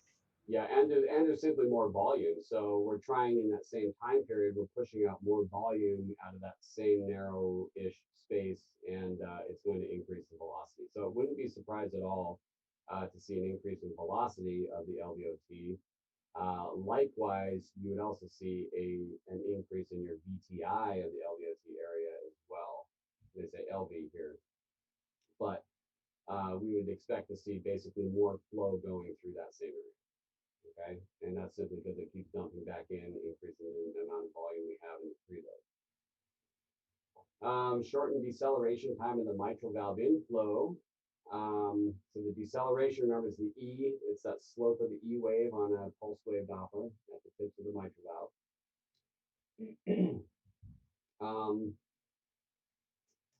Why do you think we would see a shorter deceleration time? Just think about what's happening there. Is it just because of the dampening that you already get with AI? Not as much the dampening as it is the pressures inside the ventricle. So normal ventricle, you create that vacuum. The E wave has a really quick E wave spike, and then it goes to diastasis pretty quick because I get a rush of volume, and then the valve just kind of undulates, back and forth, and that flow went through very quick. That means that the acceleration of that decelerated very quickly to equalize pressure. If I've got an elevated pressure that I'm pushing into, it's going to take longer for that blood to get out, and therefore my deceleration time changes. The deceleration is affected. It would actually shorten that deceleration time in the mitral E wave. So but it's because of the pressure differences between the ventricle and the atria. So with that, we get an increased mitral valve E and A ratio. We also may get a significant AI. I'm trying to think of that. So you're saying because the left atrium actually has to like push to get the blood out instead of it a pulling. Yeah, it's running because you're supposed to have a vacuum there, and it's supposed to equalize pretty quickly. Because of that already elevated pressure that's pushing in against, it's going to affect how that comes. So that pressure causes it to drop back to the diastasis flow very quickly. Um, I'm not sure this is supposed to say. Oh, the EA ratio does indicate a significant AI, and then the less than 140 milliseconds, I think, is supposed to be something else. I think that's supposed to be your deceleration time. So this less than 140 milliseconds is referring to the deceleration time, because 140 is normal. Um, but if it's affecting those other things and you see that shortened deceleration time, that's going to indicate that the jet you're considering is a significant size jet that's more likely to be severe. All right, if we get diastolic mitral regurgitation, may be evident with pulse wave Dopplers. So first of all, when I get mitral regurgitation, what cycle of the cardiac cycle am I supposed to be in? Systole. Okay, we're supposed to be in systole. So the fact that it's diastole and I'm getting a mitral regurgitation, that means that my mitral valve is shut, which goes to suggest back to our end modes and that we have that early closure of the valve. If we're seeing that early diastolic regurgitation, that's just supporting the evidence that we already know, and that was that the pressures are so high in the left ventricle that it's causing that early mitral valve closure. And we typically will have mitral regurgitation anyway when my ventricle gets that dilated and that much pressure. So just know that there's there's diastolic mitral regurgitation. Would not be a surprise to see. But again, that's going to suggest we got a severe sized jet. It's not going to happen on your milds. We get diastolic flow reversal in the descending thoracic aorta. So just like we saw in M mode, in that color M mode, we're just now documenting it with pulse wave in the descending thoracic aorta. You could also do it with CW. Both of those would be effective. We're just showing the pan or holodiastolic flow reversal is what we're showing with this. And the lab I was in, we would actually measure the time that the diastolic flow would occur. Okay. You may also see that in the subclavian artery, and we may determine the regurgitant volume and regurgitant fraction as well. That can be done via PISA measurement. And again, what that means is we're determining how much volume is being pushed back, and we're determining the fraction of that relative to the size of the ventricle. Okay. All right, CW. So when we look at a regurgitant aortic valve, why do you think we might use CW over PW? Highest velocity. Yes, and what about the velocity is different, you think? Are we able to get it on PW, do you think? Maybe with HPRF, but it'll alias, won't it? Correct. So yeah, so we could, yeah, HPRF could be a useful way to do that. CW is certainly better, and the reality is that these are quite high velocity jets, so we definitely want to be using CW for that purpose. The take-home message for CW on the jet is so you're going to adjust your baseline down. You're going to optimize the size of your jet to take up most of your space. The slope of the jet and the intensity of the jet are probably our most important indicators from the CW standpoint. Okay, we'll show some pictures here in just a second. So the slope of the AI is going to be probably one of our main ways of determining how severe the jet is. So first of all, we want to see the whole jet. So you have to be lined up on it accurately and centrally. And then we're going to look at that slope. And we're going to measure that with the pressure half time. So just like we do pressure half time in the mitral valve, pressure half time for aortic insufficiency is one way to determine the size of that jet and the severity of it. So we'll determine the pressure half time of that. We'll measure that just like the mitral valve. We'll determine the effective regurgitant orifice again, determine the LV end diastolic pressure. Okay, that's given by the formula here. So we're going to take the blood pressure from the arm, the diastolic pressure from the arm, minus 4 times the end diastolic velocity of the aortic regurgitation squared. And that's a lot. I'm not going to cause you to memorize that formula, but that is if you're to measure that, that's what they do. So generally speaking, the larger the regurgitant volume, the darker or more intense the jet is. And again, we'll show that on the next couple of pictures. The more the severe it is, the steeper the slope is. So we've talked about this before, where a mild jet typically has a less gradual slope or more gradual slope. Okay, it's not too bad. This is probably like a mild to moderate here, actually. These will often be like straight across like this. If it gets very steep like this one is, this is an indication that that's a severe jet. So the more steep it is, the more severe it is. You'll also notice that the intensity of the jet is more intense, relatively speaking. Now this is over gain. So if I was to have the same gain settings from this image to that image, and I was on the same ultrasound system, which these are not, you would maybe get a different appreciation of that. But the jet is going to be a lot stronger jet on a larger jet. Okay. You're saying that top left image is overgained? Yeah, well, it's overgain compare. If I'm doing an intensity comparison, this image to that image, notice how this is not. This is super white in here. That's not that way on this image. This one has a lower gain setting overall, so you can't appreciate the intensity difference that much between these two images because they're different ultrasound systems, but their gain settings are totally different as well. But from a this is gained appropriately to see the jet. But if I left the same gain settings and saw this, it was more intense, this would all be much brighter. I'm just saying it's hard to compare these because they're two totally different situations.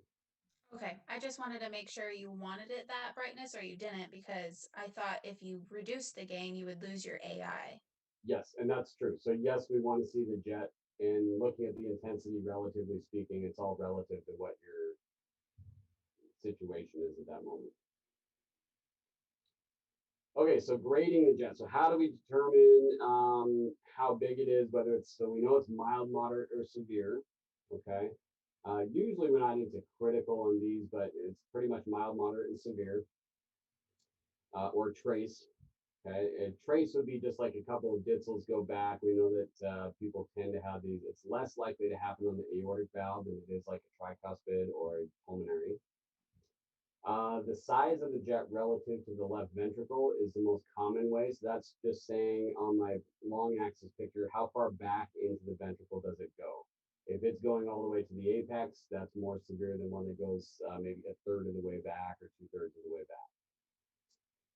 Effective regurgitant orifice. So just like the mitral valve that we'll talk about with PISA, we can actually calculate the actual the whole size of that lack of coaptation, okay, that's causing the leak. With the ERO, we can also determine the regurgitant fraction and the regurgitant flow or the regurgitant volume. So how much volume is being pushed back into the ventricle relative to the size of the ventricle, either in fraction or volume, or both.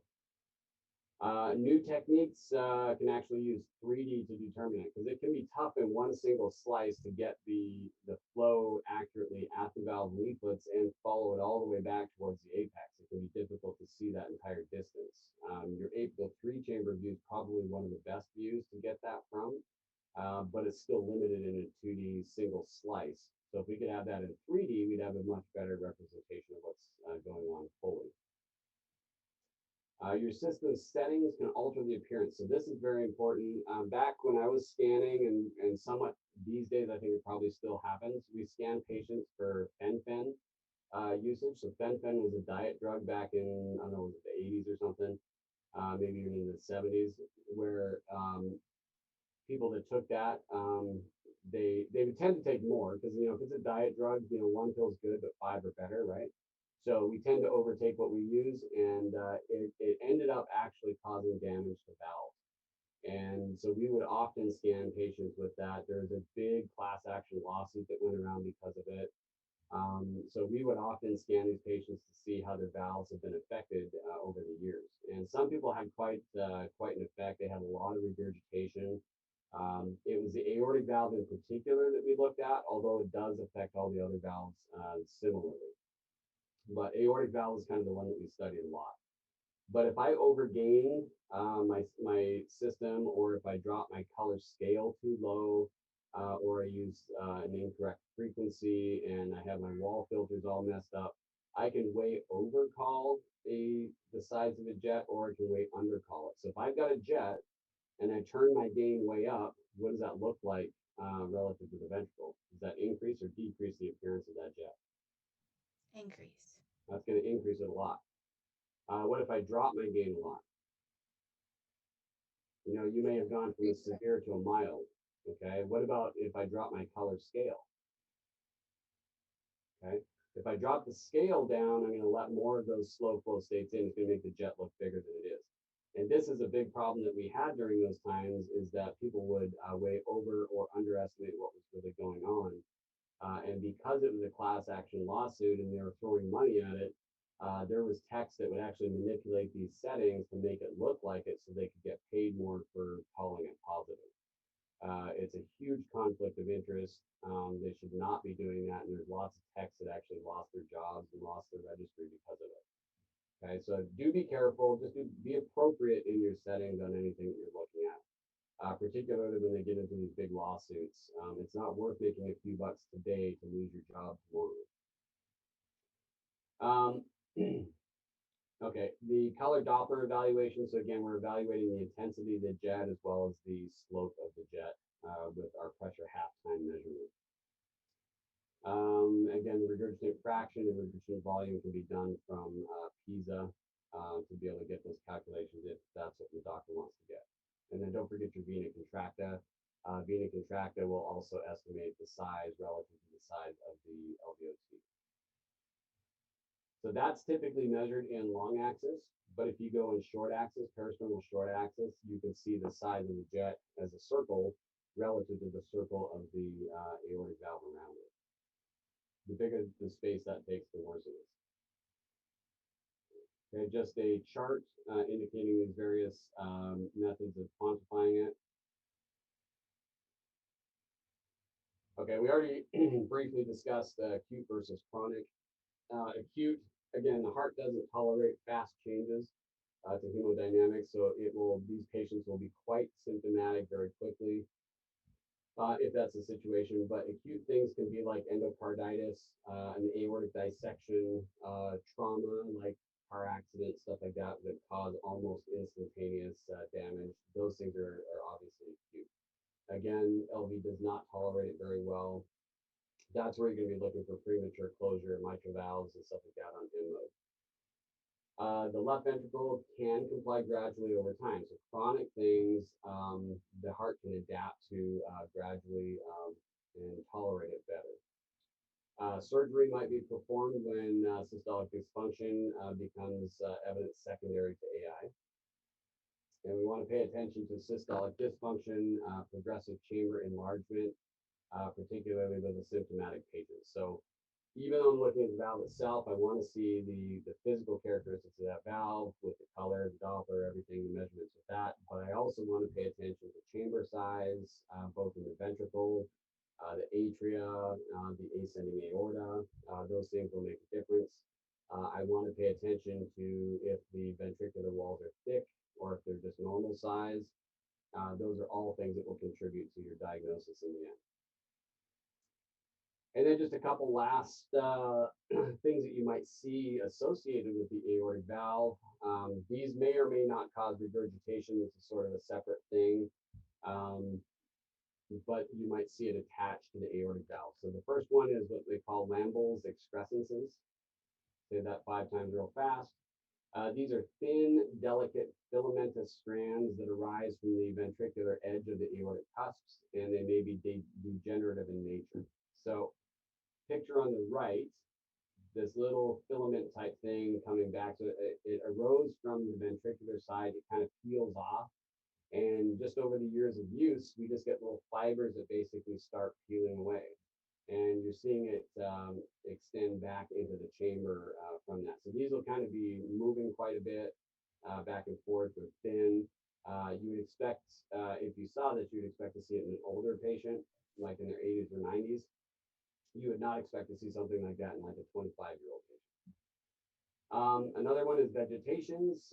We've got a picture in the middle of the vegetation.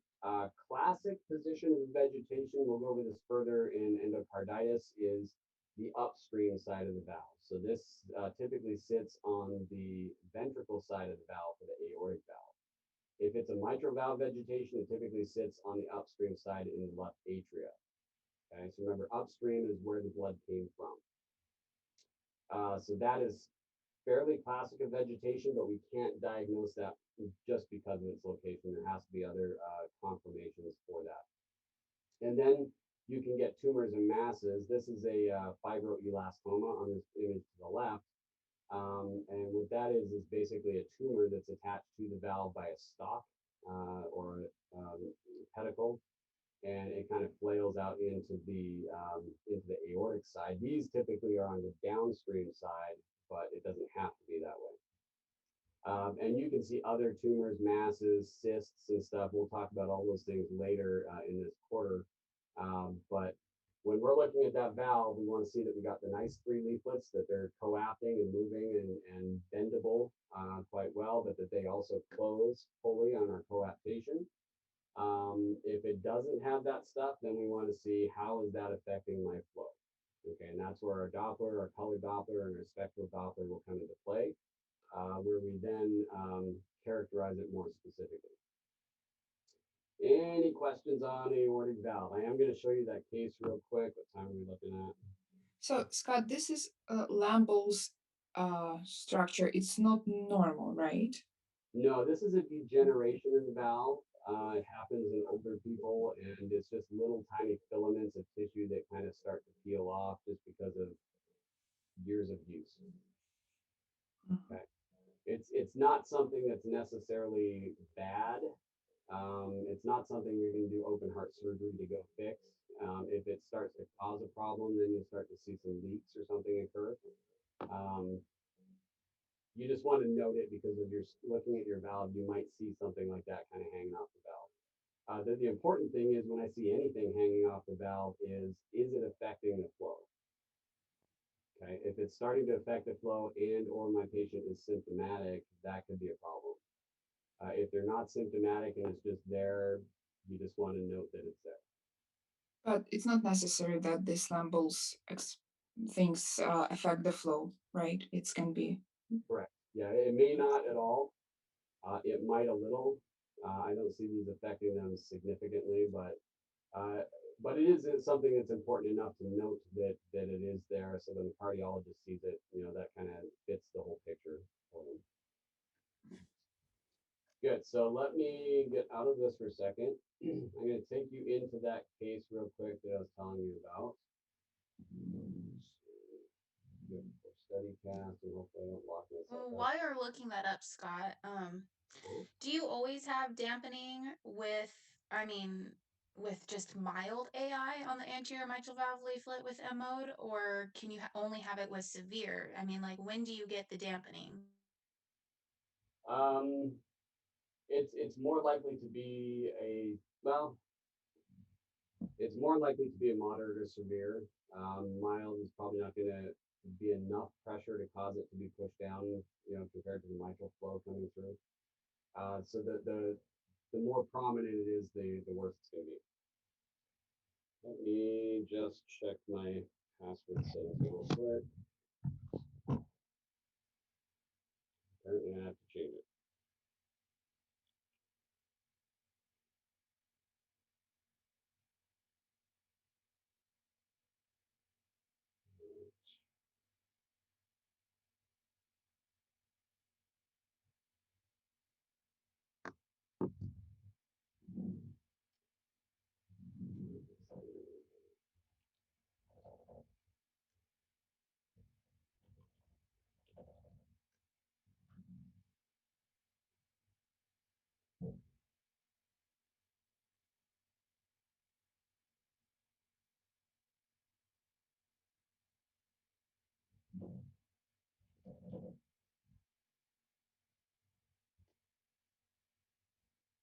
I'm gonna make note of this so that I don't forget it.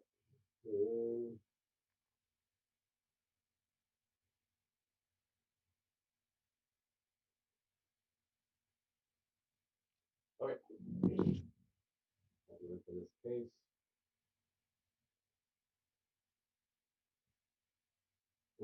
This is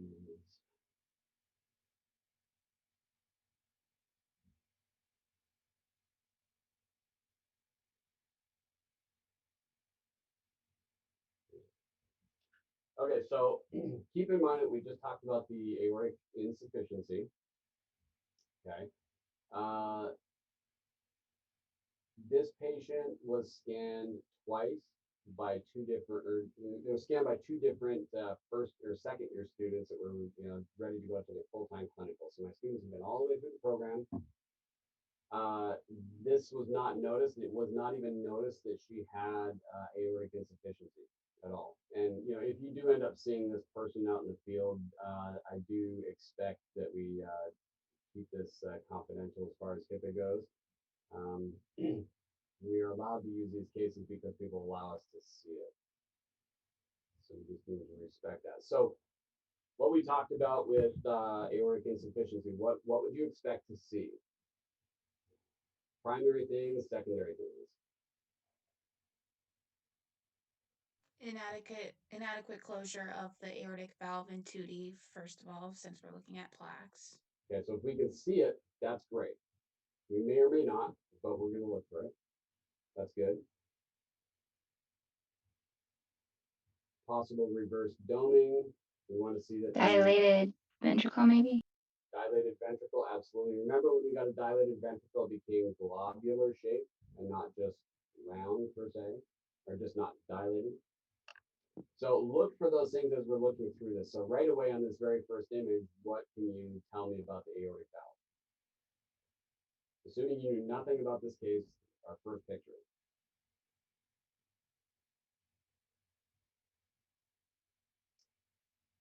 So this is a fairly young patient, I'll say about 25-ish. Does the aortic valve look normal? Is it too hard to see? It's a little slow on my end. It probably is a little slow, and you're welcome to look these cases up. So this is, if you just type in SCC under the search there, this patient can come up there. Again, name is Brittany Tomlin. So again, that is the patient's actual name, so do respect the HIPAA regulations on that. So good to go through the case, but yes, we see the valve. I can't say a whole lot about the valve. They look fairly thin and pliable, but I can't see enough detail that is shadowing beyond this. But I do see a dilated ventricle, and we would actually measure that. I can't see right to the apex, but it does look kind of globular. Okay. Right ventricle looks a little bit generous too, as we're going through this. Does this patient have a jet lesion on their IBC, or is it just my eyes? I don't see a jet lesion that I can see for sure. Let's go. So I'll keep this in big images here. Can you guys see these okay? Is it too dark? I can see it. So here we measure it. So tell me about the wall thickness. Does it look like it's thickened walls? Does it look like their normal thickness? And what about the chamber size? They look normal. Okay. So 5.3, it's a little bit on the larger side, but not like catastrophically big. Okay, but it does look like it's a little bit ballooned out from what a normal ventricle looks like. Walls are totally normal. So we don't have hypertrophy. Going to jump through a few of these fairly quickly and just jump to the relevant stuff. What does the ascending aorta look like? I mean, we're measuring walls right now, but as we can see the ascending aorta, what do you think? Does it look normal, big? You want to look at the ascending aorta relative to the sinuses of Valsalva. Is it dilated a little bit? It might be. So that's a good thought. And as we're going through, we want to pay attention to measuring it. Is dilated aorta have anything to do with the valvular aorta itself, or the aortic valve itself? Probably like volume overload in aorta because of So, so the answer is yes, it can. So when we're considering the valve, we do want to pay attention to the stuff before the valve and after the valve. If it's dilated, that could contribute to a diagnosis of something. Okay, there's a better view of it. Tell me what you think of this view. I don't know how slow it is on your end. Can you see it okay? Is it too dark? Oh, it's perfect, in my opinion. I don't like that. What happened to it? Yeah, too bright, too bright. Back to It's better. that good? Okay. Good, because that's how I like it. Yeah, definitely dilated in the ascending aorta. Okay, so it looks dilated. So part of the dilation I want to see is the ascending aorta about the same diameter as my sinuses valsalva, because the sinuses of valsalva should be more dilated. And if it's continually dilated, that might give a sign that I've got some stenosis going on. Okay. Is it a little coarcted at the sinotubular junction? Not coarcted. It should have a normal sinotubular junction like that, so that actually should be the case, but it shouldn't be dilated again. It looks like it actually dilates a little bit more into the ascending, so I do want to pay attention to that more. Are the Tell me about leaflets tell me are the about the leaflets sorry, go ahead.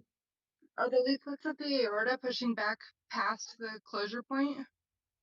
So that's a good thought. So our annular plane. So the question really is it prolapsing? Okay, is it coming back too far? Is that the Uh, doming that she's I, talking about? Yes, that's good. So first of all, on the prolapsing, I think it is coming back slightly. Is it enough to cause a big problem? Maybe, maybe not, but we are going to pay attention to it. Okay, and the doming that you see, can everybody see that little hook as it opens up? That's supposed to lay out flat. Okay, so from what we saw in the valve itself so far, this is the first image that really shows that the valve itself has something going on. Is it still thin and pliable though, or is it thickened and calcified? Now that you're mentioning it, that right coronary cusp looks a little thickened and It fixed. could be slightly thickened, but I wouldn't say hugely abnormal. But what does make me pause is definitely that little hook shape at the end, which is that kind of doming during systole. So again, we're going to pay attention to it. Next image, zoom up a little bit so you see a little bit better. Can you definitely see that now? If you didn't see it before very well. A little hook. Can you pause it on the frame that you want us to see? Yeah, yep. That's exactly what I was going to do. So we'll go right there. So see this, how Thank hooked. you. Okay, again, that's a sign that we got stenosis, that we got tethering of the valve tips to something. Does it still open pretty decent? Yes, it does. We still get good flow through there, so I don't expect to see screaming velocities, but something ain't right. So that's really my first clue that I got something going on this aortic valve. Yes, we've got dilation stuff. That's a question, stuff like that. Okay, this color Doppler. So by the way, this map here, so we've got a reds and blues, but we also have this green down the side. That's called a variance map. That shows us where there's turbulence in the flow. Okay.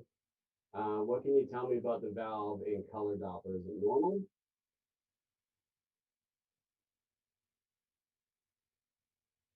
I'm showing you this case for a reason, so it can't be normal, right? It's not normal. So it's can you see this turbulence coming down here? That's an eccentric jet.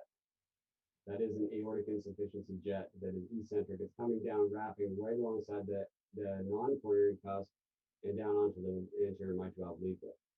Is it enough to cause that flailing and stuff, or that fluttering on the M mode? Maybe, maybe not. Okay, this is mild. It's not super big. But again, this patient is asymptomatic and they had no idea that they had this. Okay. They did not do an M mode. I scanned this case actually. I did do MS. We got some coming out. Yay! Okay, so there's LVOT measurement. We're at 2.5. Is that normal? No. That's pretty large. Would that surprise me as somebody who's got a decent AI? No. No, because we're stretching out the chamber. So I'm a believer in measuring what I see and not necessarily making it 2 centimeters like some labs do. I'm simply measuring what I actually see. So that's just my personal philosophy. So this is definitely measuring large, but it doesn't surprise me considering what's going on. Here's ascending aorta. I'm measuring inner to inner in this case, 2.9 centimeters. We're still That's- technically normal. That's not big. No, no. So sometimes it looks big, and throwing those calipers on helps us to see a little bit different. In this case, a little further up is 3.2 centimeters, so it's slightly bigger, but not egregious. I'm going to jump into some M mode. So if we're concerned about that doming little aspect of that tip on that right coronary cusp, we might be thinking about an aortic stenosis. And ignore this little caliper up here. That was just me trying to figure out the system because it was new to me. I do that all the time. The box that's there, does that look like a normal box opening? That's not an artifact, is it? The little second. I'd say there's some artifact in here, but I'd say that even if it was right here, this is probably that little tip that was curved back. This is the rest of it up here. But even if this was the only opening, that's still a pretty decent opening relative to the size of the aortic root. So even if that's true, we're not super concerned about flow. We're not concerned that much about stenosis, even though it might be mildly there or at least causing some elevated velocity. So, but it's important to note nonetheless. Do we see any fluttering or anything on the, what we do see in the closure line? No, it looks pretty clean. We mentioned that the LA could be big. In this view, that doesn't look big, and it doesn't measure big. Okay. M mode. So we've taken the M mode of this. We've got, if we were to take an EPSS, would that measure big, do you think?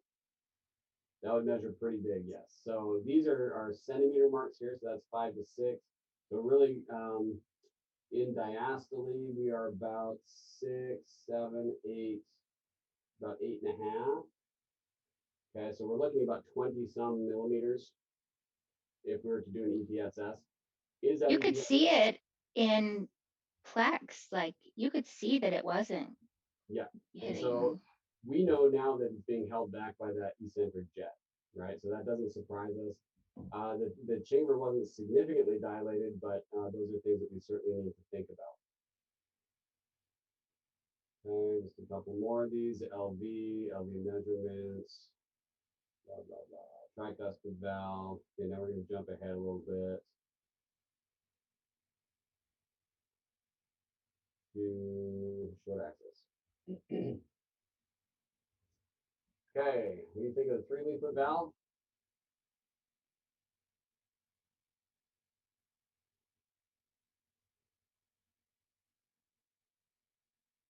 So this is important to know, and I will tell you, after this scan, this student never left an exam without proving this, okay?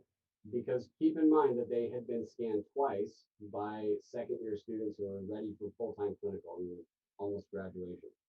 No. Oh my gosh. Right? So now can you say definitively that this is 2-leaflet aortic valve, 3-leaflet, 4-leaflet? I feel like I only see 2. I only see a top and a bottom. Okay, we do. And does it mean that we're not seeing the 3rd leaflet? Because it could have another commissure up here that we're just not seeing because of artifact. Okay, so you have to keep that in mind that if you don't actually see it, it's going to be hard to make a definitive statement on it. How do you know for sure? You just need to get other views.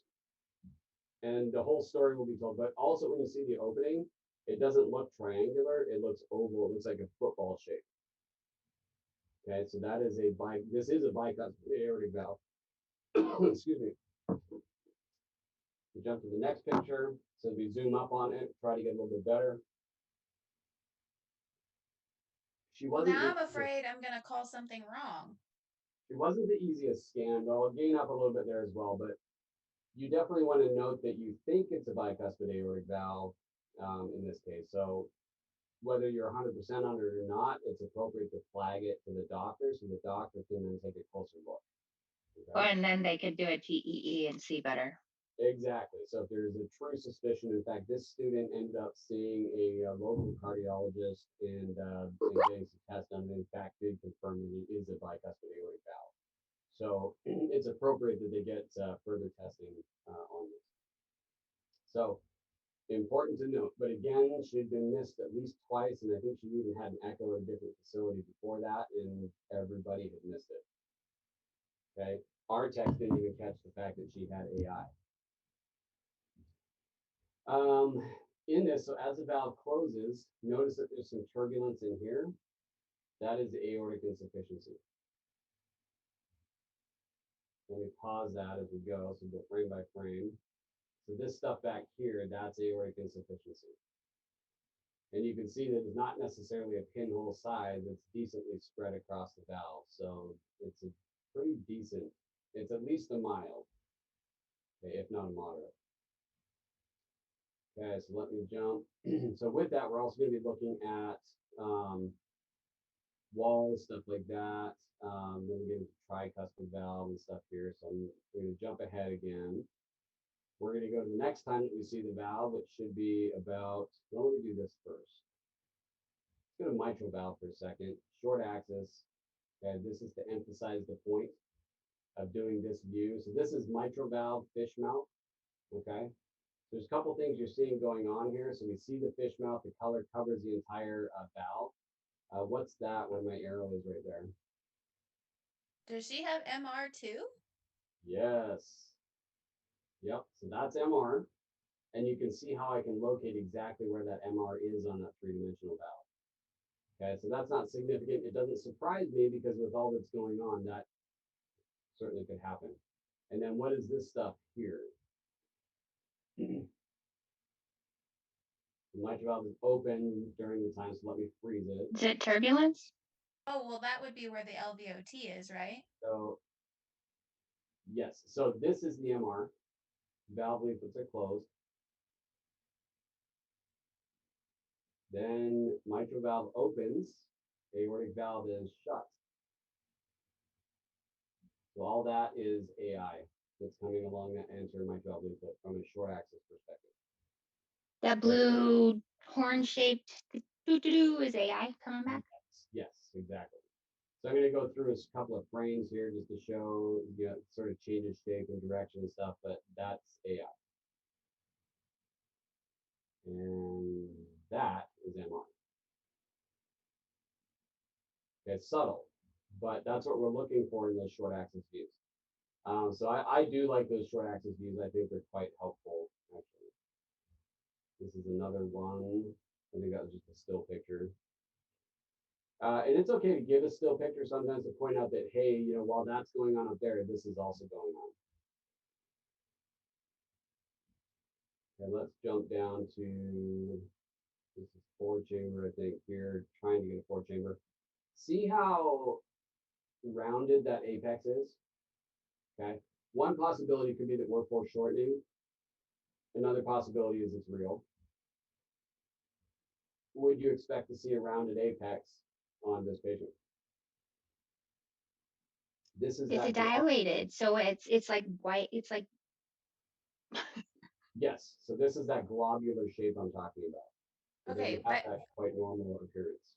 by globular, you mean just kind of woo woo woo woo, like So rounded. Globular just meaning rounded. So it doesn't have that nice tapered to the apex appearance. It's more rounded as you see that. So obviously we worry about foreshortening, but in this case it wasn't actually foreshortening. It was because that was what was going on.